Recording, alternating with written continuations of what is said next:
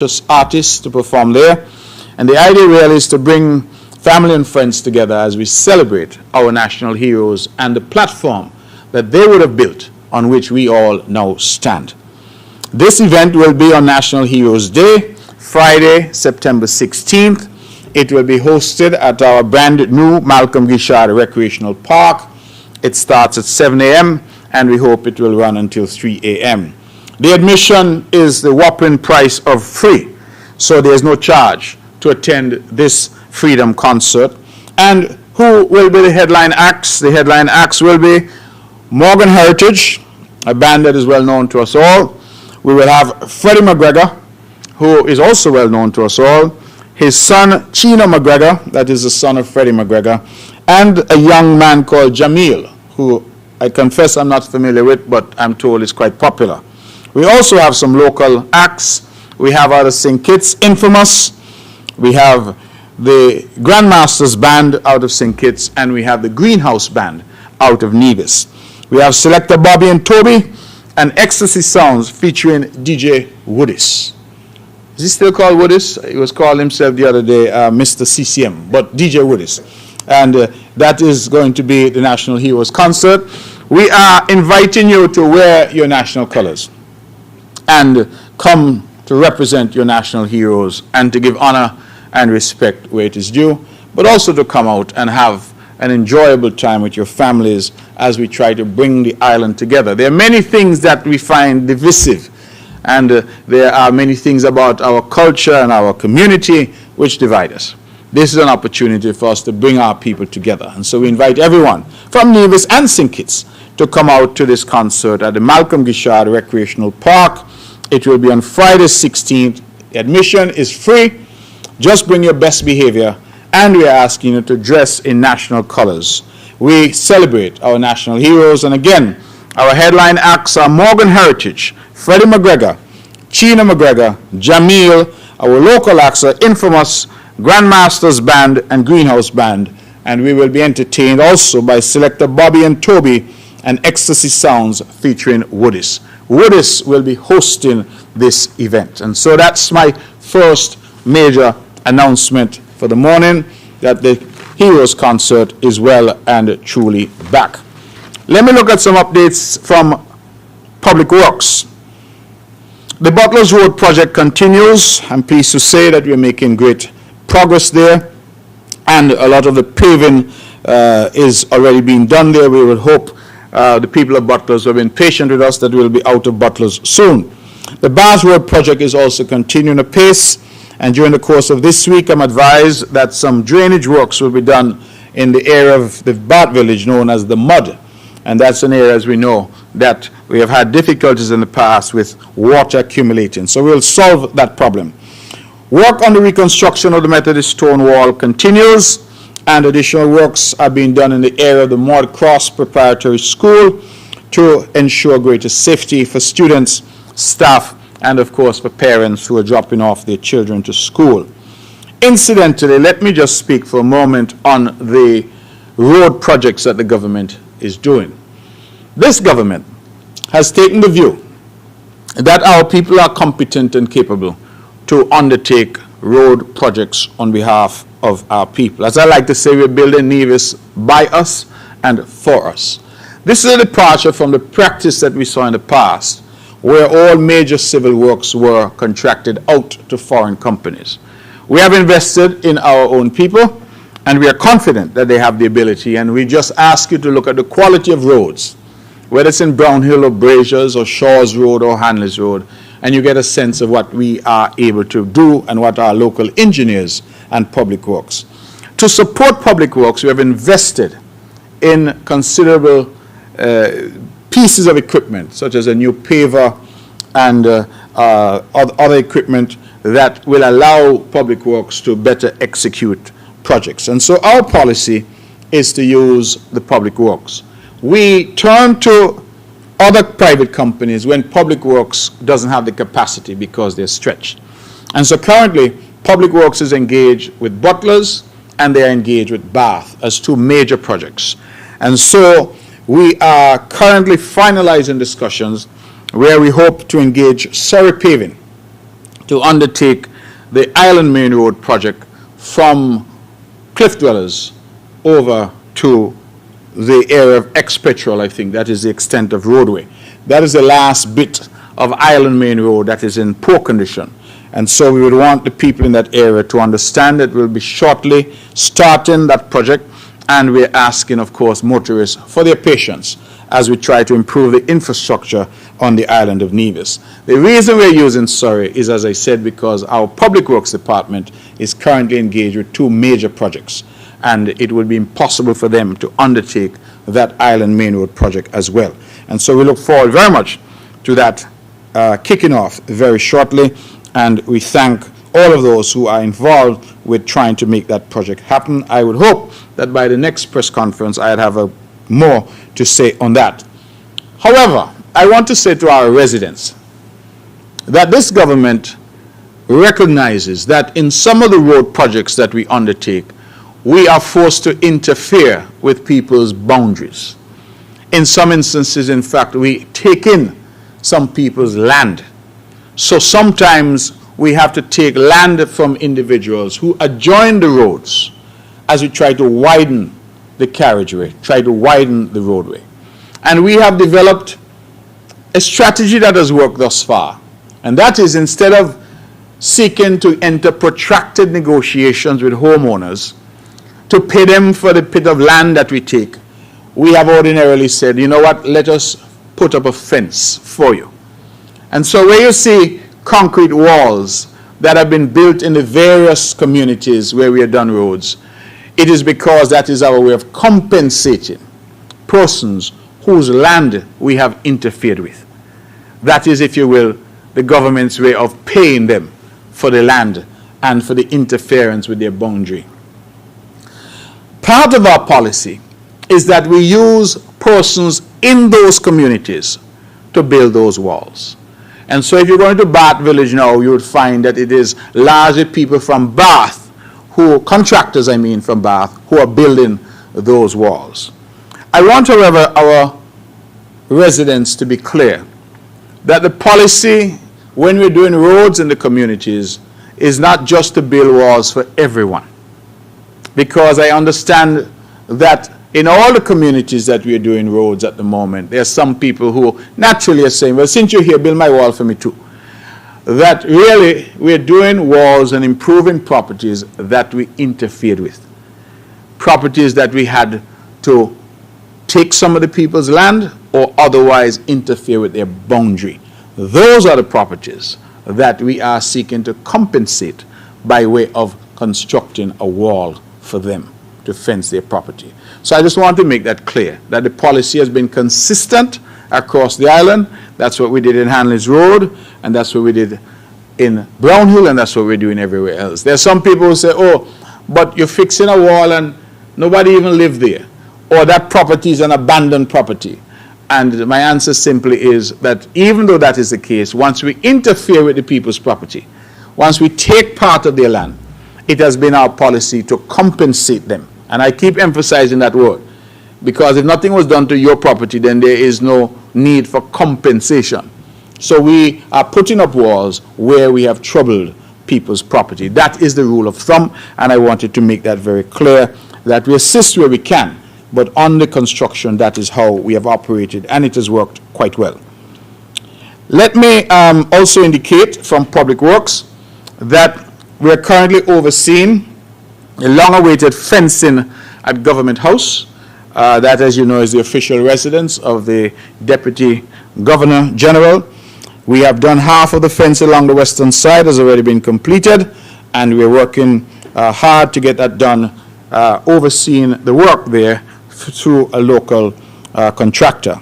We are also proud to announce that the department is overseeing the housing shed for the fire tender at the Newcastle Airport, the Vance Army International Airport, forgive me.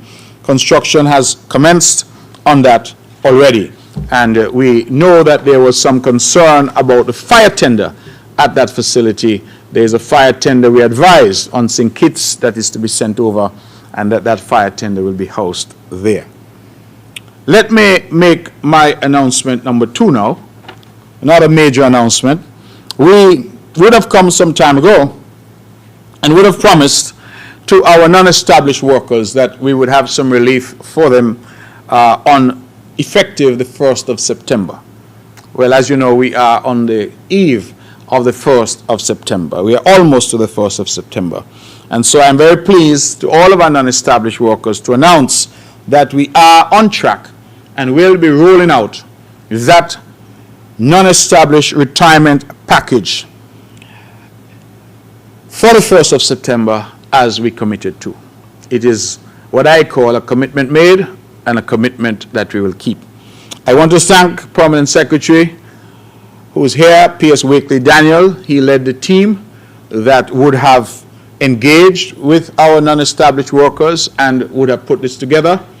I want to thank the other members of the team, Permanent Secretary in the Ministry of Works and Labor, Dr. Ernie Stapleton, Permanent Secretary in the Ministry of Finance, Mr. Colin Dorr, Permanent Secretary in the Ministry of Human Resources, the Department of Human Resources, Mr. Edson Elliott, and, of course, the local head of Social Security here in Nevis, Mr. Gary Liebert, whom we know has vast years of experience in the Labor Department and working with workers. I'm not sure if that's good English, but working with workers.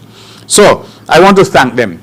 They would have undertaken a Herculean task. I am advised by them in their last update to me that they would have convened some 3 or thereabouts town hall meetings with the non-established workers, different groups of non-established workers, to explain to them what was proposed and to get their feedback. And each time we went back to the drawing board to ensure that we were able to come up with something that we feel is workable. If I can give a short synopsis of the scheme will of course be explained to the non-established workers. They are the ones whom it benefits. But let me give a short synopsis. The policy will apply to workers who retire at the age of 62, provided that the employee would have served 10 continuous years in the public service. If the employee resigns after at least 10 years of continuous service, he or she will receive a gratuity only. If the employee resigns after 15 years of continuous service, he or she will receive a gratuity upon resignation and receive a pension when he or she reaches age 62. Where an employee becomes permanently incapacitated and unable to engage in gainful employment, he or she may retire and receive his or her benefits from the retirement scheme. Where an employee dies in the course of his or her employment after at least 10 continuous years of service, the beneficiaries of his or her estate will receive his or her gratuity only. Non-established workers who are already in the public service and cannot achieve 10 continuous years of service before reaching the age of 62 will be given a compassion gratuity. That's the language that I'm told we're using. Non-established workers will continue to receive their holiday pay, but the honorarium, which would normally be paid in December of each year, will be discontinued effective the 1st of January 2023. The maximum number of years for retirement calculation will be 400 months, or 33 1/3 years. So that is my second major announcement. Good news for the NE workers that relief has finally come and a comprehensive policy has been put in place for them, and that will be explained more closely to them so that they are aware of what benefits they will now receive. I believe that that is a huge step forward for the island of Nevis, and I am proud as Premier of Nevis that my government has been able to deliver on this particular commitment to our NE workers. Of course, we await to see what will happen on our sister island of St. Kitts, and at some point we look forward to perhaps aligning ourselves with what is proposed there. But we could not continue to wait, and as we indicated at the time, you recall, of the salary increases, we indicated that we would be doing something on September 1st for the NE workers, and we have worked over the past 3 months under the leadership of P.S. Daniel to make this happen. And again, I want to thank that team that worked really well to bring this to fruition. Some more updates. The Ministry of Tourism and the Nevis Tourism Authority, we want to announce that the Caribbean Premier League, which is being held in St. Kitts from August 31st, the Nevis Tourism Authority is once again this year proud sponsor of the St. Kitts and Nevis Patriots. Through the sponsorship of the St. Kitts and Nevis Patriots team, the Nevis Naturally branding will be seen by millions of viewers around the world. Video clips and images of the destination will also be shown at intervals during the live digital stream and TV airings. Over the period of Culturama 2022, the Nevis Tourism Authority hosted two of its Nevis tourism ambassadors, namely Ava Stritt and Nikiva Stapleton. While on Nevis, Ava Stritt focused on wellness and had the opportunity to share Nevis's wellness offers to her thousands of followers. On the other hand, Nikiva fully participated in our annual Culturama events and had the opportunity to host a modeling training session with some of our senior pageant contestants. She produced a number of social media reels which she posted to her Instagram account. And I know Nikiva well, and I believe that I ought to mention that she and I were in the Juve together coming down the road in the long jam from Gingerland. It was good exercise. She was dancing, I was walking, but it was good exercise. Let me also mention that Miss Kalia Huggins Simmons, the winner of the Bank of Nevis Tourism Youth Congress, which was held during Exposition Nevis in May, is currently preparing to travel to the Cayman Islands, where she will represent Nevis in the 2022 Regional Tourism Youth Congress hosted by the Caribbean Tourism Organization, CTO. We, of course, wish our junior minister, Kalia, all the best as she represents the island of Nevis. Let me switch quickly to the Department of Agriculture. The Department of Agriculture is making an urgent appeal, and that is to our animal farmers to take control of their animals. There's been a high incidence of damages to crop farmers over the past months, and also road accidents involving animals.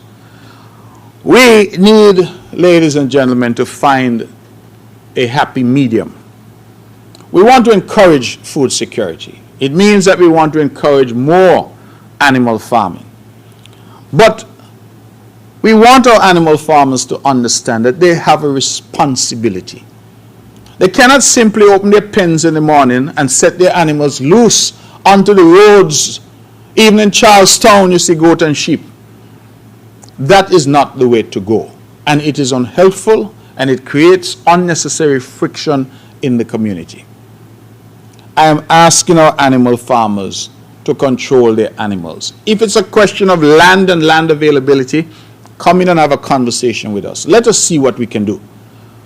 But this practice of simply opening your pens in the morning and leaving your animals to roam the streets, the highways and byways of Nevis is unhelpful. It's causing damage to other people's property, causing damage to people's crops and ornamental plants, and it's causing accidents on our roads. I'm sure all of you see carcasses of animals from time to time on our roads because some car collided with a goat or sheep, as the case may be. So we are appealing, please, to our animal farmers to take control of their animals. I believe that I will leave the appeal there for now before we consider other measures, but to say that we cannot continue this way. We must look out for each other. And whilst you're an animal farmer and we encourage what you do, we support what you do, you also have to be responsible with what you do.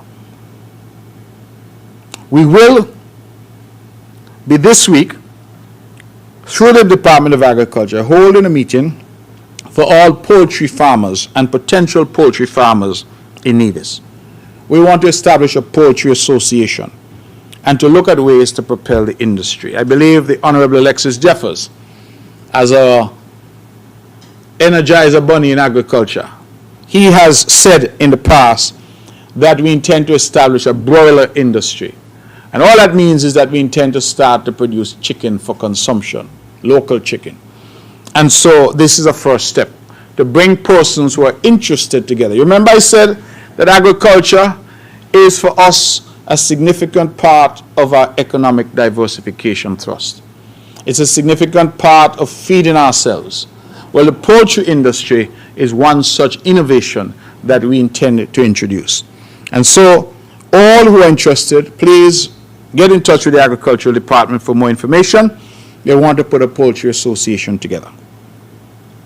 The Department of Marine Resources wishes to advise all fishers to pay special attention to the weather bulletins. We know we're into the hurricane season, and we're urging not just fishers, but all of us to pay attention to the weather bulletins and to prepare ourselves. It is better to be prepared and not need it than to be caught unprepared. So let us pay attention. I know there's some people, particularly young people, tell me they don't listen to radio. They don't pay attention. I'm asking you please to pay attention. As we like to say, the life you save might be your own. So let us pay attention. Let us ensure that we pay attention to the bulletins as they come forward. Now, within the next month, piglets will be available for sale at the Madden Stock Farm. Piglets simply means small pigs, right? So, please indicate your interest to the Veterinary and Livestock Division at Prospect Estate. Again, part of our trust. And I notice when I say piglets, there's my good friend here who's Rasta, he bowed his head, you know. He said, no pig for him. So, I don't know if you'll engage in the poultry either. So no pig, no poultry, I don't understand. But anyway, for those who are the plant-based diet, we're also encouraging crop farming as well. So get in touch if you're interested in of course, making a purchase of piglets. The Nevis Fishermen's Marketing and Supply Cooperative is saying that they also now have available shrimp, calamari, mussels, and crayfish.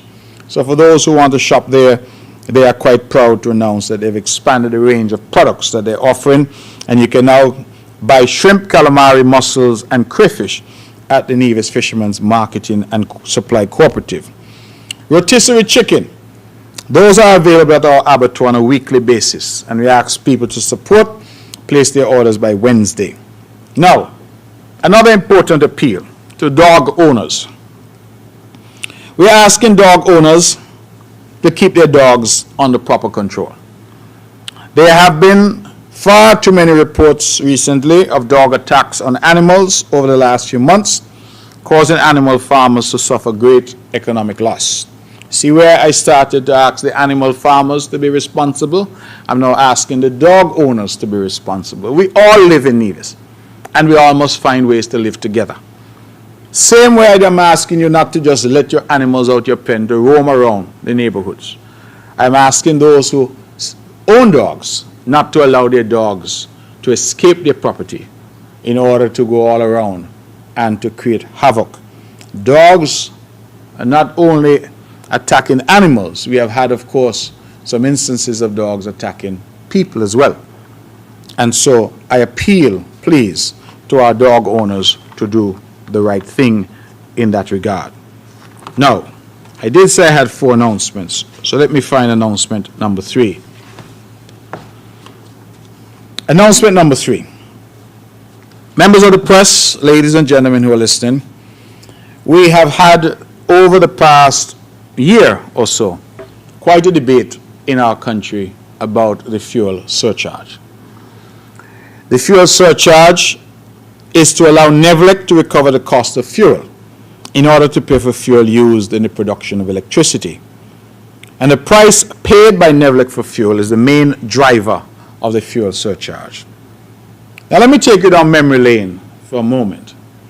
The fuel surcharge, that is adding to the customer's bills an additional amount which covers not only their consumption but the cost of fuel, was introduced somewhere around 2005. It was a CCM-led government at the time. But at that time, it was placed only on the commercial users. So only the business houses paid the fuel surcharge. A new government, the NRP-led administration, took over in 2006, and they expanded the fuel surcharge to everyone. That is, commercial houses and domestic users as well. There was a debate, I remember, around that time, because there was a view that if the fuel surcharge was passed to the commercial houses, the Rams and the Superfoods, well, Superfoods is no longer there, the Rams and the Best Buys, the TDCs and the Hosfords, that the nature of business is such that they will in turn pass that cost on to their customers. And so the idea back then was that by not applying it to households, you were saving them from what we refer to as a double whammy. And how does this double whammy work? It simply means that if households are paying a fuel surcharge, they have to pay it. So you have to pay it in your home in Gingerland, Cox, wherever you may be. But when you put it on the commercial houses, they also pass it on to you again, because they pass it on in terms of higher prices at the supermarket or higher prices in the business. But that has been the policy since it was changed by the then government, the NRP-led government, after it took office in 2006. And we have been back and forth on this fuel surcharge issue since then. There are times when fuel prices are moderate that we don't bother too much with it because it is not as significant.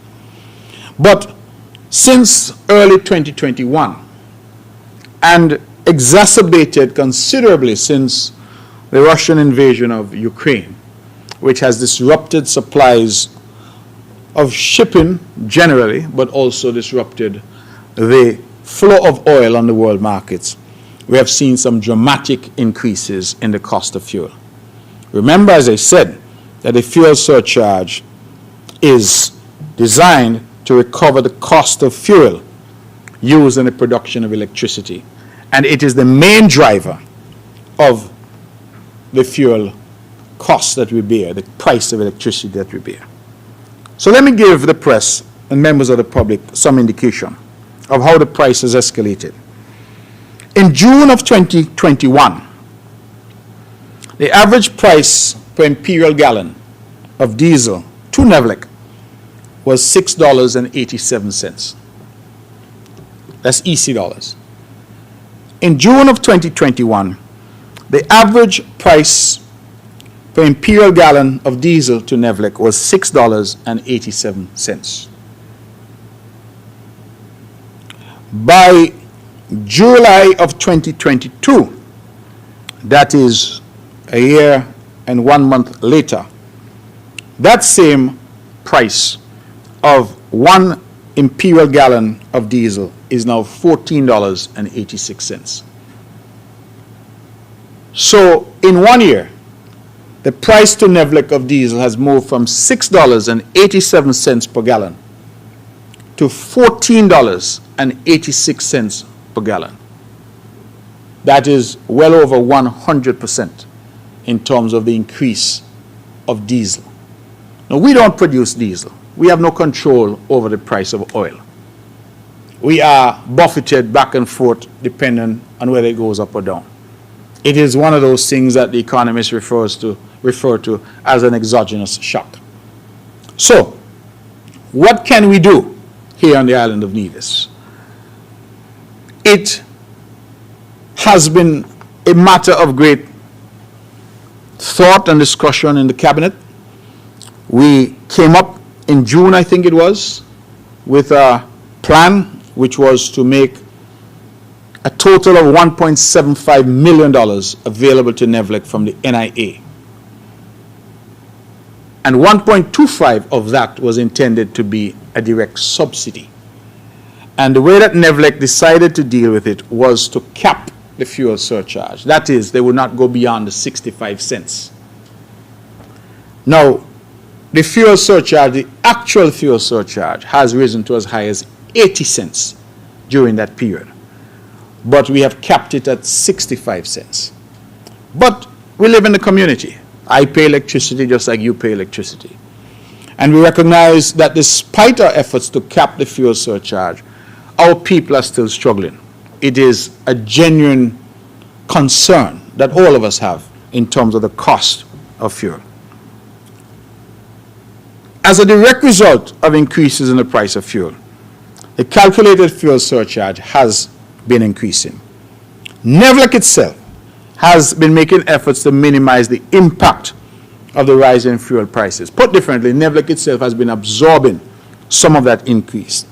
And since June of 2021, Nevlec has subsidized customers to the tune of approximately $4 million. That is going back to June of 2021. So, well over a year now, NEVLEC has subsidized to the tune of about $4 million. And how did NEVLEC do that? NEVLEC did that by using a 6-month average. So rather than saying you pay the fuel surcharge, whatever it calculates at today, NEVLEC has been using an average.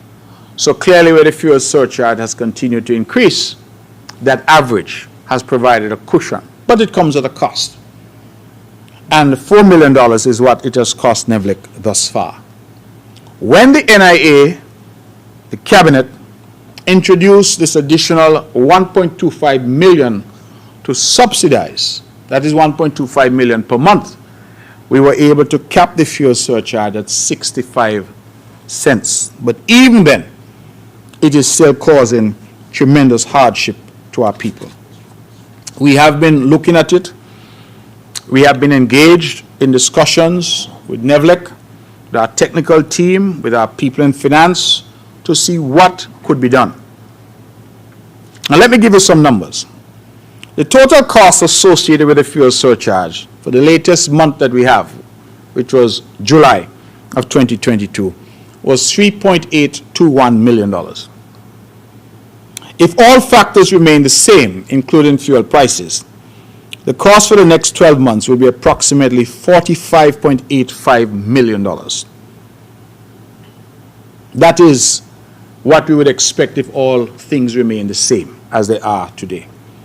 We would be spending $45.85 million. It means that NEVLEC has to find that amount of money to keep the lights on, essentially.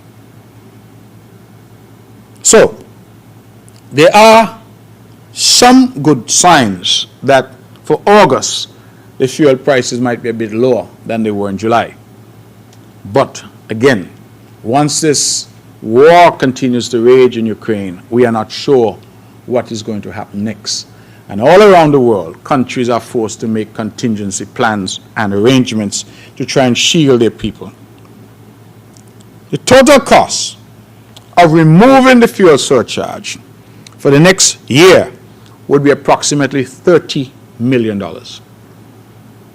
So if we had to remove the fuel surcharge from all consumers for the next year, that is the cost that we would anticipate having to pay. Therefore, that is the money that the government will have to find over the next year if we are to remove the surcharge entirely. And the question, of course, always is how do you pay for it? As a politician, as a minister, as a premier, I can come and I can promise most and many things. The fundamental question always is how is it going to be paid for? And if people are talking, making promises without telling you how it's going to be paid for, and that is what you call pie in the sky. You have to always determine how will we fund what is being proposed. So, we are taking some steps and have continued to take some steps to minimize the impact. We propose, this is now the announcement, to maintain a cap on the fuel surcharge at 65 cents for our commercial users, so that the TDCs, the Hosfords, the Rams, the other commercial persons, we will cap it at 65 cents. That is where it is now, and it has been, let me just confirm my data, it has been capped at that since the month of June, 65 cents. Problem was that our domestic users, the mom and pops all around here, a single mother, she was also paying the fuel surcharge, capped at 65 cents. Recall when I say that back in 2005, the fuel surcharge was never intended to apply to the domestic user, only the commercial user. So what we are seeking to do now is to reset. And so we have come up with a plan to eliminate the fuel surcharge for domestic users. How will we do that? Well, let me deal with it sequentially. We propose ultimately to eliminate the fuel surcharge for everyone. But in this first step, we will eliminate the fuel surcharge for residential customers only. The NIA will provide an additional $500,000 per month to Nevlec. That will take, therefore, our payment for this subsidy per month to a total of $1.75 million. And the good people at Nevlec are telling us that if we can give them $1.75 million per month, and the price of fuel, the actual surcharge remains on or about, 77 cents per kilowatt hour. That's what the actual surcharge was in the month of July. That they can reduce, with that subsidy, the fuel surcharge for residential customers to zero. And so that is what we propose to do. So the government, the cabinet, would have agonized over this for many weeks. And we would have realized that we tried at $1.25 million subsidy, and that despite the fact that that provided some relief, there was still some anxiety in the community. And so we've gone back, and we will be providing an additional $500,000. So a total now of $1.75 million per month to Nevlec. And Nevlec has indicated to us that that will allow them to remove the fuel surcharge from our residential customers. Now let me just emphasize that the commercial consumers will continue to pay the fuel surcharge. However, we will cap the fuel surcharge to them at 65 cents. So it means that they too will get some relief. That is the plan. Now, of course, the plan can go awry if fuel prices were to escalate exponentially going forward. But based on what we are seeing, that prices might have stabilized and or prices might actually be a little lower for August. The good people at Nevlec, the technicians, are saying to us that this plan is doable. I want to emphasize, ladies and gentlemen, that we are a government that cares about our people. I know people say it all the time, it is standard language for politicians, but we demonstrate that we care. And oftentimes there is a lot of chatter, and we understand the chatter because we live in a robust democracy. Everybody has an opinion in St. Kitts and Nevis and are not shy to share it, and that is welcomed. But sometimes we can't respond because we don't yet have the plan.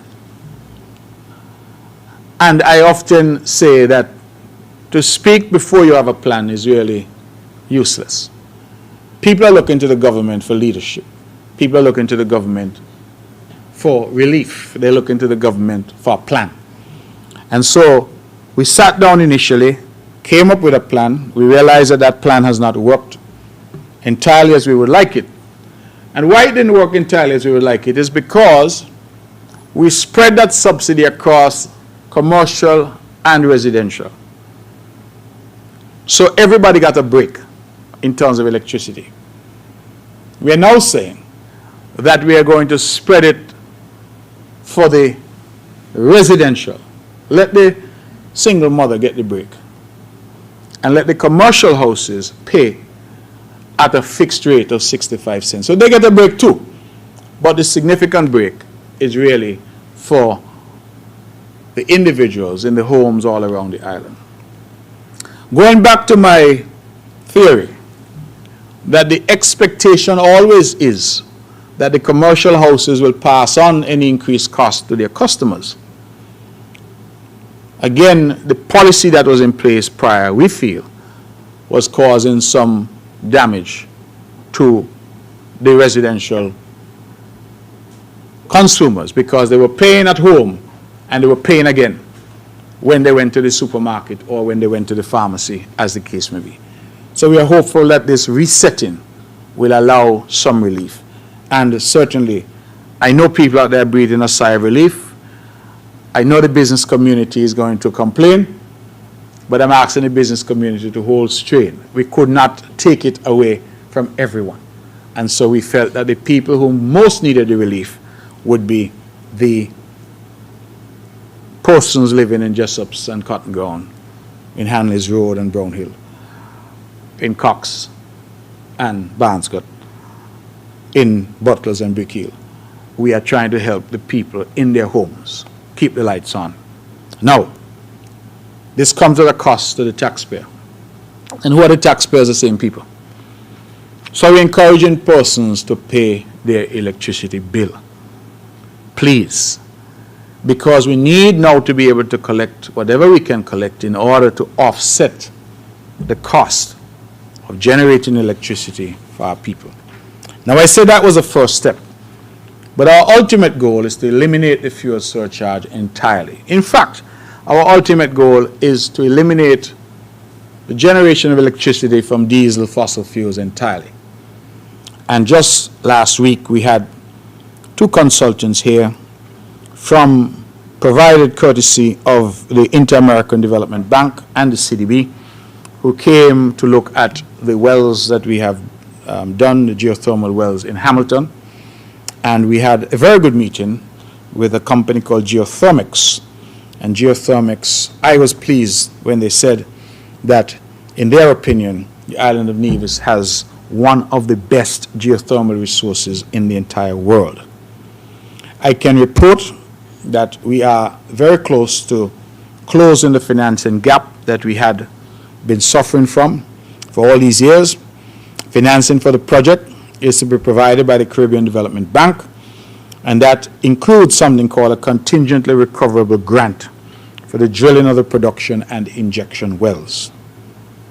We are hopeful that the drilling contractor for production and injection wells will be selected this year by December of 2022, which means that we should be able to begin actual work early in the new year. The reason why I mention this is because this is the ultimate goal. So I'm talking about a subsidy and the removal of the fuel surcharge from residential customers as an immediate step to provide some relief. I'm talking now about moving us entirely to geothermal energy as the ultimate step to eliminate altogether our dependence on oil, diesel, and fossil fuels. Put differently, once we've been able to achieve this, we couldn't care what the price of oil is because we wouldn't be using it. We would be using geothermal energy to generate electricity on the island of Nevis, and ultimately using geothermal energy to power our sister island of St. Kitts as well. In fact, let me say that I have engaged with our new Prime Minister, Dr. Drew. We have met formally, but we've also engaged on quite a few occasions on the telephone. And I am impressed thus far with his commitment to renewable energy. I have also engaged with Dr. Senator Joel Clark, whom he has put in charge of the thrust for renewable energy, and we look forward very much to working with the new federal government in order to bring renewable energy to people's switches in their homes, to move it from just talk to actually manifesting itself in cleaner, greener, and, of course, low-cost energy. To give you an idea, while we are here talking about 65 cents and 80 cents and all of that, geothermal energy we expect should come in at around 11 US cents. So 11 US cents is about what, 28, 29 cents EC. So you compare that to 80 cents, which is just the surcharge. That is not yet the consumption. So when you add the consumption onto that, you're probably up to well over $1 if you were to go the way that we're going now. And of course, we are buffeted by these exogenous shocks. If some country decides to invade another country tomorrow, if there's an incident, if OPEC decides that they want to artificially inflate the price of oil by restricting supply, all of these things are things that we would be subject to. So this approach, we feel, is a twofold approach. An interim step to provide immediate relief to our householders, and then the ultimate step is to provide relief to everyone. So I apologize to our business houses. They will have to tarry with us for a bit longer as we try to fix this situation. Let me go back, please, because I forgot an important bit of information. When I made the second announcement, big announcement, which was to do with the non-established workers, I neglected to mention to you that we anticipate that that will cost the government somewhere in the region of $2 million per year. And I always say that when we set policy and make announcements, we should give you an idea of cost. And so we anticipate.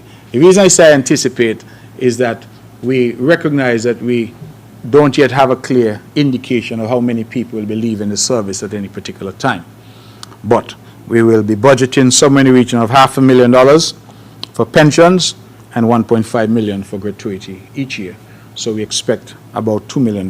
We hope it will be less, but that would be the budgeted cost. And again, I think that responsible leaders always give you an idea of cost when they give you a proposal. It brings me then to my, let me see what else I have. Ministry of Education. I'm pleased to say that schools, of course, restart in earnest next week. I believe that our teachers and leadership is already hard at work. We're going to be having some changes at the various schools, some new principals, new teachers, and we're asking, of course, those who are there to support the injection of new ideas and new talent as we try to move. I'm very pleased with the selection because I see some younger people getting the opportunity, particularly some young women, to lead the various schools, and I'm hopeful that they will form the core of the future. Many of you may know that we had many of our head teachers at our schools who are now retiring. They were at that age. So I'm happy to see some young, educated persons dedicated to the task at hand who are stepping up. And so I want to commend the Junior Minister, Troy Liebert, and his team, particularly his prominent secretary, Mr. Barrett, and his PO, Ms. Claxton, for the exceptional job that they and their respective teams have been doing in relation to getting us ready for our school year.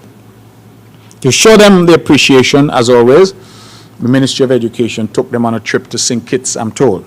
Principals, deputy principals of all the schools, all the childhood supervisors, they went on a field trip to St. Kitts. I'm told they went all over, Carabel, Batik, Romney Manor, Echo Park, all over. And then they had lunch, and they had a wonderful time. The idea really is just to say thank you. And I wanted to reaffirm our thanks to them for their commitment.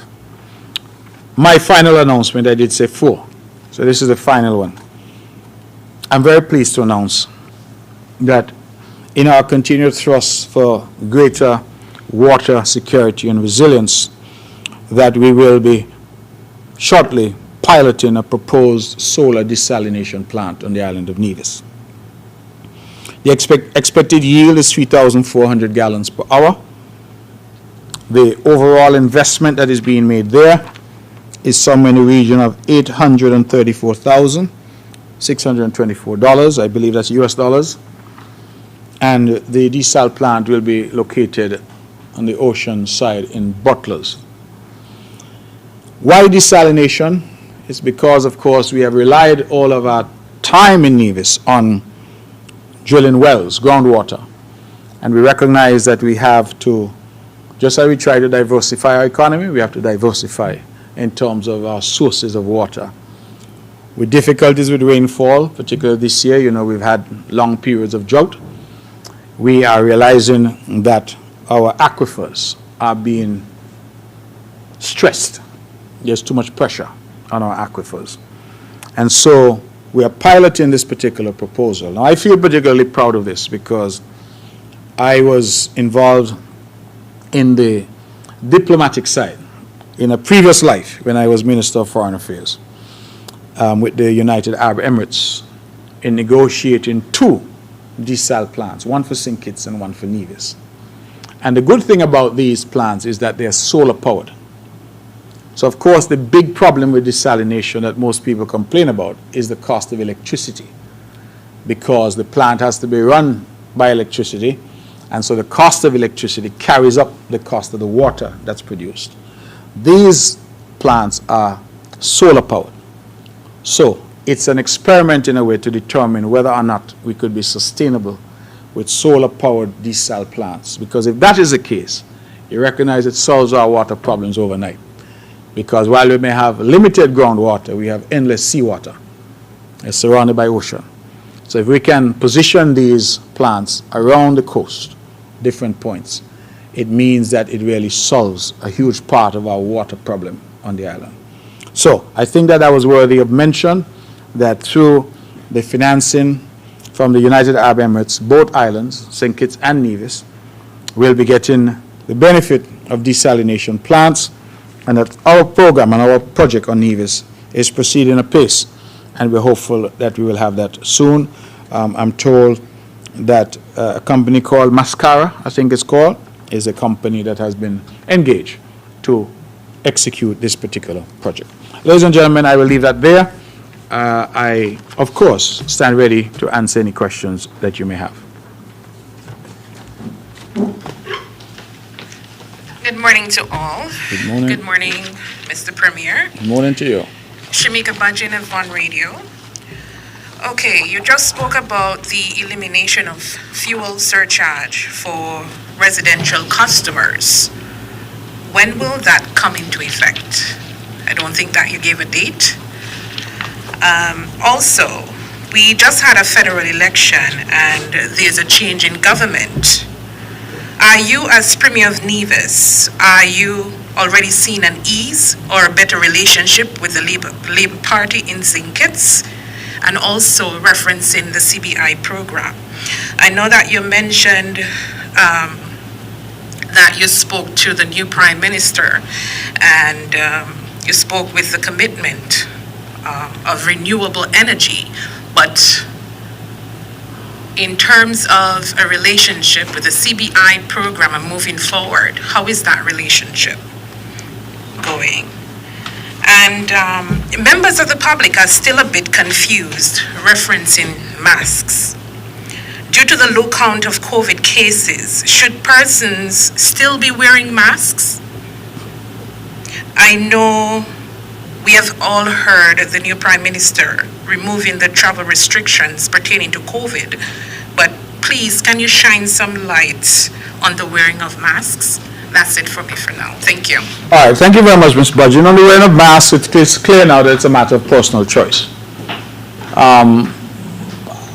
I would encourage persons who are vulnerable, who find themselves in a vulnerable group, those who are not vaccinated, those who suffer from underlying conditions, to continue to wear their masks. But there's no more any mask mandate. That is, there is no longer a requirement by law that we wear masks. So it is really up to the individual, in my view. And if you're going into a crowded space where you're there for a prolonged period of time, it might make sense for you to wear your mask. For example, if you're in church, where you're sitting in a pew for an extended period of time, it might make sense.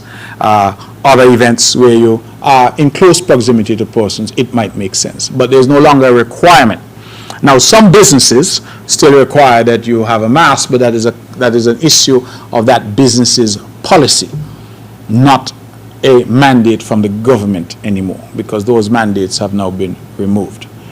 So it really is up to the individual businesses and the individuals themselves. So you find sometimes you go to a church, you go to a funeral service, as the case may be, some people choose to put on a mask, others are there maskless, but that is really their choice.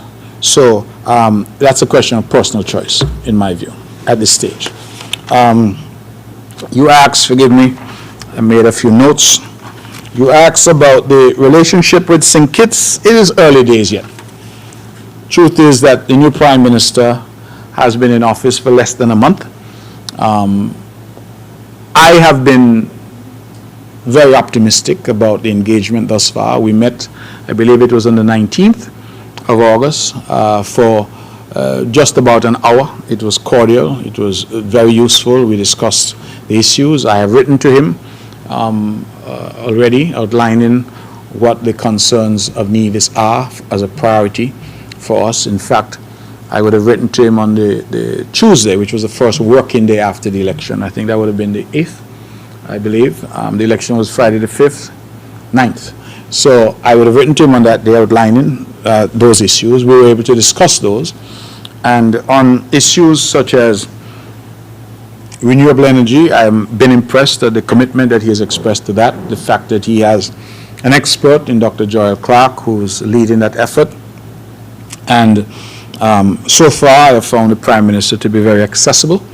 And as I said, I have had a number of telephone conversations with him since he has been Prime Minister. The relationship, I think, is one that is based on mutual respect. I wish him well. When he does well, I think we all do well. And I have indicated to him that the issues of Nevis must be a priority, that those be resolved, and I believe he has agreed. He has on the issue of CBI and the bettering of our relationship, he has proposed that we constitute a committee comprised of 3 individuals from Nevis and 3 from St. Kitts, and I will, with the grace of God, this week indicate to him who the membership of the committee from Nevis is likely to be, and he will then have his committee on St. Kitts. That is the members, and the hope would be that they would work together to look at some of the issues. For example, CBI, 500 million comes in, how much is spent for the program? Let's say 100 million, the 400 million is left, how is that distributed? I raised a number of other issues with him. For example, the single filing system that we now have for VAT. Many people don't know that a lot of companies in Nevis who are headquartered in St. Kitts, which are headquartered in St. Kitts, are not paying any VAT in Nevis. And the reason for that is we have a single filing system. So if you are a major company in St. Kitts and you open or have a branch or an operation in Nevis, you charge VAT in Nevis to the customers in Nevis, but that VAT is filed because there's a single filing system in Bastia, and we don't get any of that. So all of those issues, I think, need to be looked at and resolved. I feel that where there's goodwill and where there's a genuine effort to resolve issues, that they can be resolved. And I'm committed to working with Dr. Drew, our new Prime Minister. He's young. He doesn't come, as I have said, with any of the baggage of those who have preceded him. And I am hopeful that that would mean that he is able to have a fresh start and to reset the relationship between St. Kitts and Nevis and to reset the relationship between the peoples of these 2 islands. And so I look forward very much to working with him. And so my cautious position now is that it's early days yet, but the signs are very good that we can do business with the new Prime Minister. The fuel surcharge went in effect. Please forgive me. I was so excited about making these various announcements, but we should see the effect from the next cycle, next billing cycle. So that is the intention, that from the next billing cycle, our people will have some relief. And as I said, the intention is that the domestic users will no longer pay the fuel surcharge, and the commercial users will be capped at 65 cents.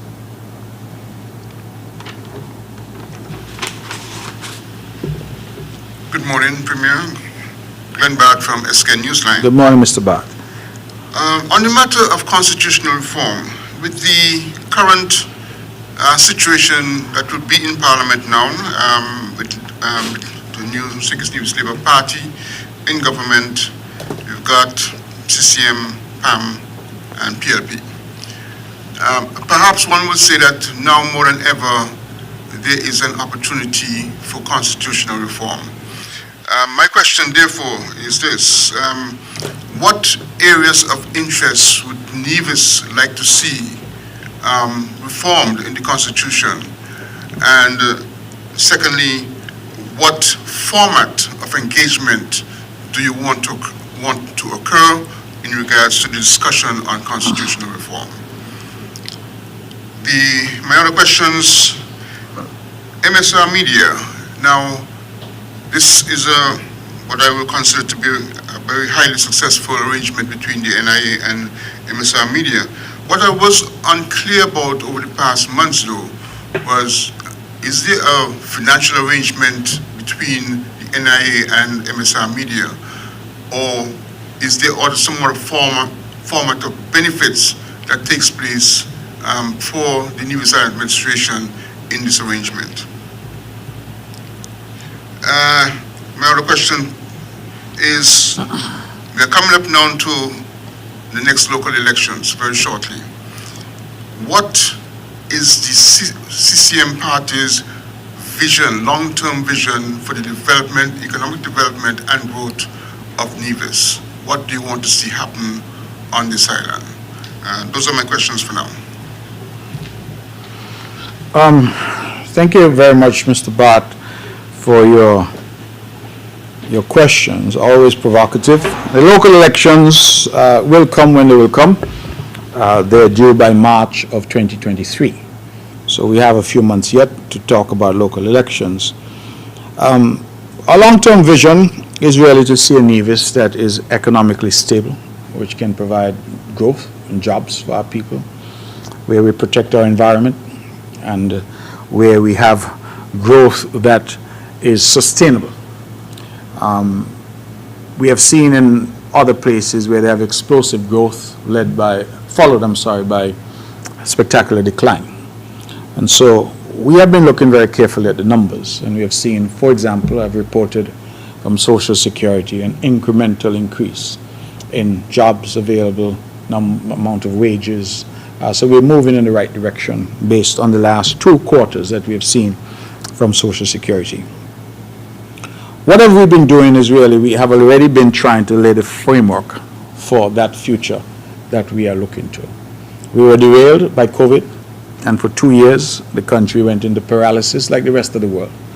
And so I have said that I've been robbed of 2 years of my premiership. I know the opposition don't like me when I say so, but it's the truth, because we weren't really able to execute some of the plans that we would have had. We lost 2 years, but that is the nature of things. And of course, during COVID, our only priority was to keep our people safe. I think the record would suggest that we succeeded in relation to that particular initiative and that particular urgent priority. What do I say when I say we're laying the framework? We are preaching the language of diversification of our economy. We are not just preaching it, we are taking active steps to do so, agriculture being a significant part. Not agriculture in the sense of becoming a juggernaut in terms of export, because we are a small island with small land space. But what we are advocating is greater use of technology, and that is why you see shade houses and hydroponics popping up around the island, with the active involvement and investment by the government in many instances.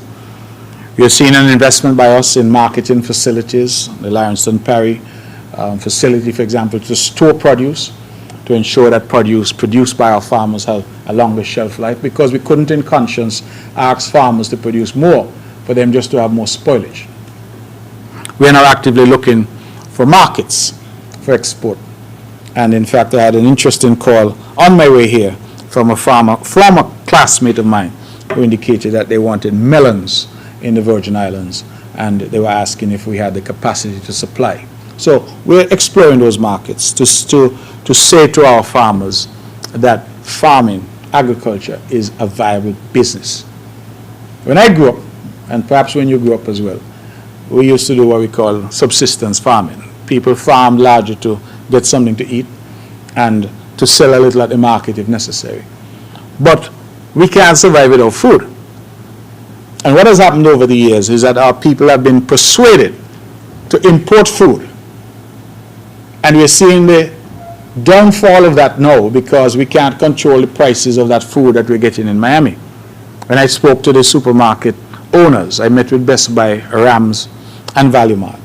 And all of them said that despite our best efforts here as a government to take off the duties and take off the customs service charge and all that, that it would not make a difference, because every week that they ordered a container from Miami, the price went up. And in the case of something like eggs, they said it had jumped almost, well, not almost, more than 100%. So, the only answer, Mr. Bard, is for us to grow more. We are 13,500 people or thereabouts. I think we can feed ourselves in relation to our staple crops. I saw an article 2 days ago where they have done some research, and they're looking at staple crops that will be the staple of the future, and the impact that climate change is going to have on some of the crops that are staple crops now. So what are those staples now? Wheat, rice, corn. Those are some of the staples. These wheat, rice, and corn feed the majority of people around the world. And I found the conclusions of that study interesting. That those crops, they said, were very vulnerable to climate change. But the crop that they found was most adaptable, the crop that they found was most resilient to climate change was breadfruit. And that study concluded that breadfruit could provide an alternative in terms of food security in a changing environment, physical environment, in terms of hotter climates. And they pointed out that breadfruit could be grown in sub-Saharan Africa, it can be grown around the world. In fact, it can be grown in climates and in places which were more susceptible. And it made me think, because I said breadfruit. We have breadfruit here that nobody pays any attention to. When I was a boy, Rollins and places like that were full with breadfruit. But here are people doing studies now, looking 20, 30 years down the road, and are saying that breadfruit, that as we say colloquially here, banging dog, is something that could sustain us. And so I say that to say that agriculture, which all of us used to frown on, when we went into the COVID-19 pandemic, we as a government said it has to be part now, a critical part of what we do going forward in terms of diversification. That is why we have invested in the 35-acre fruit orchard at Indian Castle. Incidentally, Minister Alexis Jeffers, our Minister of Agriculture, has indicated that they're about to clear an additional 40 acres to plant more coconuts and more fruits there. We hope that that will become a major source of food for Nevis. We have incentivized our farmers to do more. We have built the Lawrencetown Parry facility, as I said, for greater storage. We are now actively seeking out markets in St. Kitts and outside for our produce. We have and I continue to try to help our animal farmers to find them land so that they can produce meat. We continue to work with our fishers to encourage them to fish, but to do so sustainably and responsibly. And we are looking now to the future in terms of technology, but also in terms of the poultry industry that I would have mentioned, where we're taking active steps and would hope to launch that very soon. So that's an area we think will provide jobs, will provide meaningful economic diversification, and it will provide, has the potential to provide the impetus forward in terms of growing the economy. Energy, as you would have heard, is a major part of the Nevis of the future. We have to harness this geothermal energy. We cannot continue to hear that it is one of the best resources in the world and we're still importing diesel. We have to harness it, and we feel now that we have solved, after years of trying, the jigsaw of financing. And we want to thank the CDB for stepping up in a significant way, for sending their people and for their commitment to this project. In fact, they're telling us that this project is critical not only for Nevis and St. Kitts, but for the rest of the region. Because if this project succeeds, it will have a cascading effect on other projects in the region. Because this, they say, is the best project, meaning it is the most advanced and most promising project of them all. So if this can succeed, then there's a renewed impetus for Montserrat, for Dominica, for St. Lucia, for other islands that are looking at geothermal as well. So my vision is a Nevis that is the best small island in the world, where our people have the highest standard of living, where we can improve our economic offering, we can expand and diversify our economy, but we can also offer our people good quality of life and improve what they need for that in terms of healthcare and the like. So we will be talking about that in the campaign, whenever that campaign comes, and we will be moving forward accordingly. MSR Media, we have made it clear that yes, there is a financial arrangement with MSR. I believe the number is $150,000, if memory serves, 150,000 US dollars, that the NIA contributes. We have contributed that in terms of hotel and accommodation. The deal we worked out Remember, this was in the height of COVID. So we said to them, listen, we prefer to pay this money to the hotels because our calculation was the hotels would then have to employ people. So that's one of the ways that we try to keep our hotel sector going. And so you have some place like Hamilton Resorts, for example, has been booked out by MSR for what, 2 years now almost?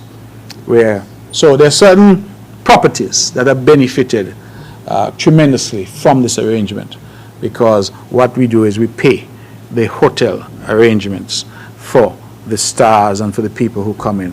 And by doing so, we inject money directly into the hotel sector, allow the hotel workers to find work, and of course MSR does their movies, and their movies lead to considerable publicity for the island and jobs that are created on the island as well.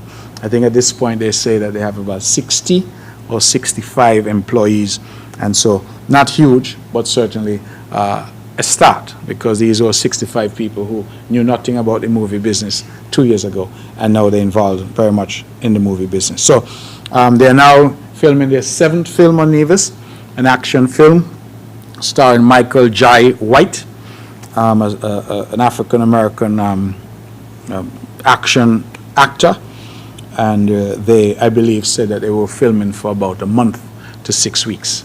And thereafter, I'm told, they will start another film sometime in November. So MSR continues to be a solid partner for us, and we think that the partnership that we forged with them has borne spectacular fruit. I have said so publicly, but I was contacted by a dear friend of mine in Georgia, in the United States, who said that her niece and her sister were traveling to Las Vegas, and one of the movies that was showing on Delta Airlines was A Week in Paradise, I think it's called. That was filmed here. So on the plane, they were able to look at this film filmed here, which had all these spectacular views of Nevis. I think that type of exposure for the island and for the wider federation is incalculable. The value of that, we couldn't afford to pay for it. Constitutional reform, you say CCM, PAM, and PLP are in the opposition. I almost thought you would say unity is back together again, but this time on the opposition benches. That's intended to be a light moment, not a headline. But yeah, this is an opportunity for constitutional reform. It would, however, require that we work together, because the Labour Party, even though it won 6 of 8 seats on St. Kitts, wasn't given a mandate to effect constitutional reform in the sense that it wasn't given enough seats to have the absolute majority that is required. So if, for example, on some matters a 2/3 majority is required, then they will find that they will need the support from the opposition benches. What would my priorities be? I think that our Constitution has shown some limitations in recent years. The unfortunate occurrence, and I'm trying to be temperate in my language, of a Governor General refusing to disappoint a Prime Minister at the request of the majority of the Parliament, but at the same time agreeing that that Prime Minister should disappoint the majority of the Parliament. I think that that's a travesty. And it's things like those, in my view, that need to be corrected, so that functionaries can't hide behind saying, well, nothing explicit is there, so therefore I can't act. I think that we need to make it clear that any Prime Minister or Premier can be recalled, because if they are in that position and have that title solely on the basis that the majority of elected members support them, then if that support is lost, then that title must also be lost, because it means you are reduced to an ordinary member of cabinet, an ordinary member of parliament, just like everybody else. Remember, unlike other systems, take the United States where people run for president, there's nobody here running for premier or running for prime minister. Mark Brantley in the local election runs in number 2, St. John's. If I'm successful, and if enough members from CCM are successful, and they say to the Governor General that we support Mark Brantley to be the premier, then that is how I become premier. But nobody on this island votes for premier. Nobody in Sync is voted for a prime minister. The people in number 7 voted for Dr. Timothy Harris as their representative. The rest of us who were elected then said that he would be the prime minister.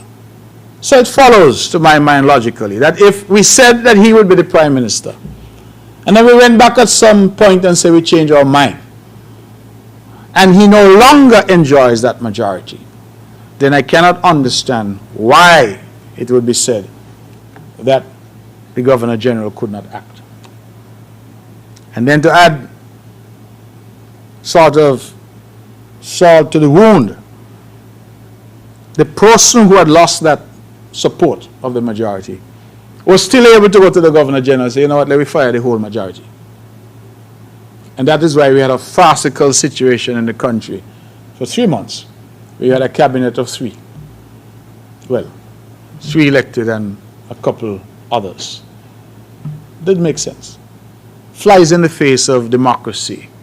Means that 8 constituents around this country, and all the people who voted for those 8 representatives, had no representation in the cabinet. And the parliament, having been dissolved, had no representation in the parliament either. Those are things I think that need to be corrected. And since some pretend that they don't understand, we must correct them with definitive statements as to what applies. Look, for example, and I will end here, at the motion of no confidence. When a previous motion was filed by me against the then Douglas-led federal government, Denzel Douglas-led federal government, it was in abeyance for what, 23 months or something like that? Why? Because people who should know better said there was nothing written down as to a time frame in which, mind, the practice is clear. A motion of confidence is the most important motion that can come because it can decide whether the government continues. But that was held in abeyance for all that time. And you had the Speaker and others who should know better, who pretended they did not know better. So we now had to go and pass a law to say that the motion must be heard within 21 days. And that is why when this motion was filed, the Speaker had to bring the motion because the law prescribed a period of time within which it must be brought. And so some may argue that in developed democracies, you look at what has been happening in the UK, for example, Boris Johnson, the Prime Minister, lost the support of the majority. Now, is England being forced to go through a new election? No. What they're going to do in England is they're going to meet and they're going to determine a new leader, and that new leader will become the new Prime Minister. That's what's going to happen. But here you had a situation where a man who lost the support of the majority was able to fire the majority, dissolve the parliament, and then say, you know what, I'm going to call an election in the heart of Culturama when I'm ready. Made some monumental decisions during that 3-month kangaroo cabinet, as I call it. People got pardoned who had committed heinous crimes. Prison. What the number was? $2.5 billion prison was started. Barstow High School was started. And all these big decisions were acted upon in circumstances where 8 of the constituencies in our country were locked out and standing outside. These things can't be allowed to happen again. And I think that we must learn from these difficult periods and correct them. And one of the things that I am going to be pushing for is that there must be a mechanism where the majority no longer supports a particular individual as Prime Minister. That individual cannot then hold the country hostage. Because that's really what happened here, Mr. Bad. You had one man say, if I can't have it, I'm going to mash it up. That really is what it came down to. I'm going to dissolve, I'm going to fire, I'm going to, like a raging bull, because I can't have it. The country cannot be the fiefdom of any one individual. We don't have pharaohs here and kings. We have representatives of people. And there's no difference between Mark Brantley and Timothy Harris or Denzel Douglas in the sense of all of us were elected by people in a constituency to go into parliament to represent them. And if any of us is elevated because of the support of others who are equally elected, then I think we ought to respect that process. And when those people remove their support from us, it means that the platform on which we stand and the basis on which we have title of Premier and Prime Minister, leader of the opposition, whatever they may be, that platform disappears. And so I think that that now needs to be made pellucid, since, as I say, some pretend they don't understand how these things are supposed to work. Are there any other questions for me?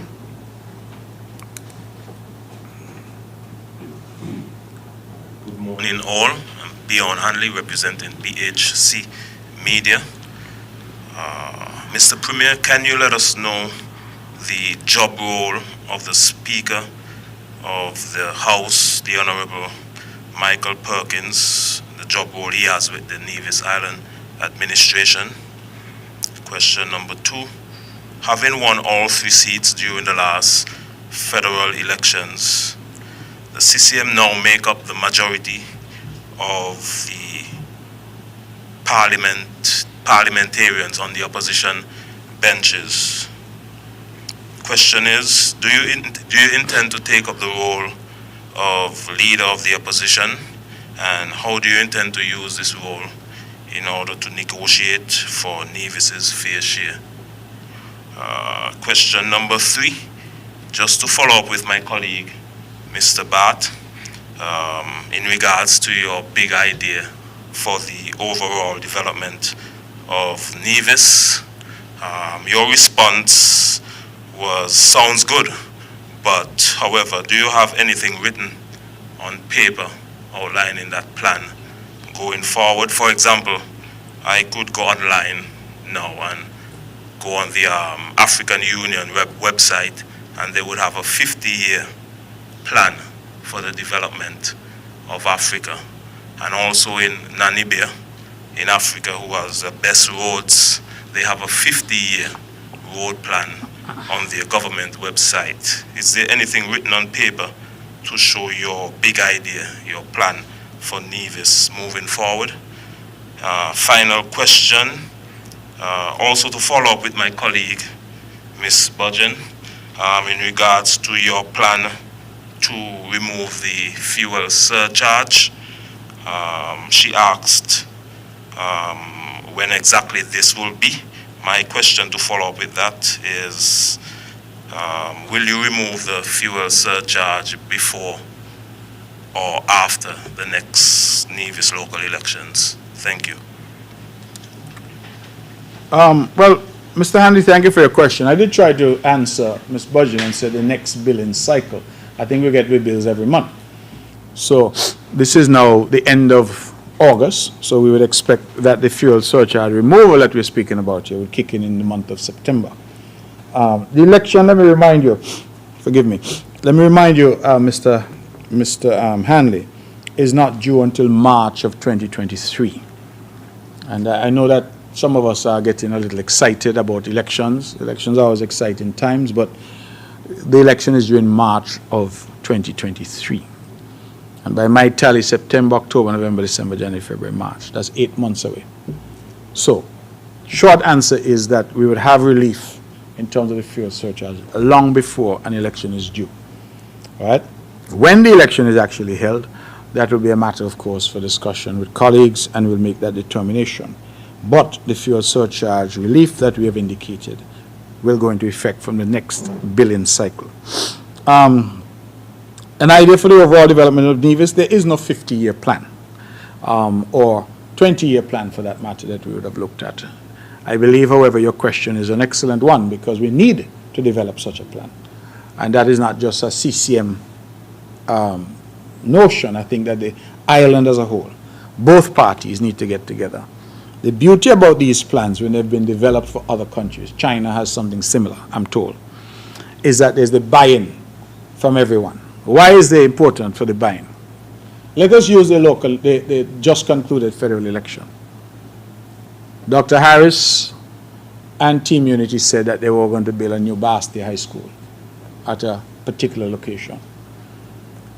there was no buy-in from the Labour Party. So now the people have said we want a Labour government. You see the first thing they said? We're abandoning that and we're going back to the old location for the high school. So if we had developed a 50-year plan without the buy-in of everyone, and part of that 50-year plan was a new Bastia High School in this new location, you realize what that would have led to. The 50-year plan might include energy, sustainability. So you say, I'm going to go in terms of renewable. But if the other side doesn't buy into that and they say, no, we believe that diesel is the way to go. It is fast, it is known, there's no uncertainty about it. You run into difficulties as well. So we have not anywhere in the Caribbean developed that kind of plan. And so what we have, which is perhaps a deficiency, and that's why I say your question is an excellent one, because we end up with a situation where we go from cycle to cycle, 5-year cycle to 5-year cycle. And so what I will say to you is that our plans will be laid out in our manifesto, which is what voters look to determine what is this party going to do over the next 5 years if we give them the mandate, if we repose our trust and confidence in them. And that is where we hope that we will lay out some of the things that we want to do. Bearing in mind that elections are a contest of ideas. And sometimes you say you're going to build. We, for example, have committed that we want to open up the south coast of Nevis by building a road from Long Point and going over to Gingerland. Similar to, we feel, to how the Southeast Peninsula Road, Kennedy Simmons Highway, opened up the Southeast Peninsula, which I think is going to be the economic engine for St. Kitts for the foreseeable future. We have thousands of acres on the south coast, as you know, Mr. Hanley, which are undeveloped. No roads, no proper infrastructure, no water, no electricity. And we feel that that's the next big thing on the island, if we can open up that area for development. So we're looking at it. But if that view is not shared by the NRP as the main opposition party, or by the MRI, what do they call it? The MRM movement, yes, the Moral Restoration Movement, the MRM. So if it's not shared by the NRP or the MRM, it means that we have to be in office to do it, because if we're not in office, they say that's a foolish plan and they're not going to do it. So when we talk about planning long term, we really need the buy-in of the other stakeholders to ensure that whoever takes the reins of government, that those plans are executed. And as I said, I'm not aware that it's been done anywhere in the region as yet. Doesn't mean it shouldn't be done, but it has not yet been done. Will I accept the position of leader of the opposition? That's a political question, and my party will be meeting to discuss that issue, to make that determination. We have some issues to determine, leader of the opposition, opposition senator, all of those are questions. The people of Nevis have given CCM a clear mandate in terms of the number of seats here, and based on the tally in St. Kitts, it means that we have a majority of members sitting in the opposition, so it will be for the CCM to make some determinations as to what we do in relation to that. The job role of the Speaker of the House, Mr. Perkins, I think for the past 8 or 9 years, I believe, since 2013, Mr. Perkins has been a consultant with the NIA, advising on major projects. So he has worked with the Public Works. He, for example, was the principal person on the Pinnis Park. And now that we're about to embark on the second phase of that park project, he will be instrumental in that as well. So a lot of projects that we have been doing, he has been the person who has led in terms of the intervention. He would have done the Government House project as well. And so those are some of the major projects that he has done. So that is a role that he has played and continues to play. I believe that that's it. Fuel surcharge, I've answered that question. Any other questions for me? No? Okay, ladies and gentlemen, thank you very much. That was short and sweet. Thank you all very much. Mr. Bart, thank you for coming over from St. Kitts as always. And thank you, Ms. Budgeon and Mr. Hanley, for being here, and for NTV, and for all of those who carried the press conference. I hope that I brought some good news for the people of Nevis today. Thank you, and God bless you.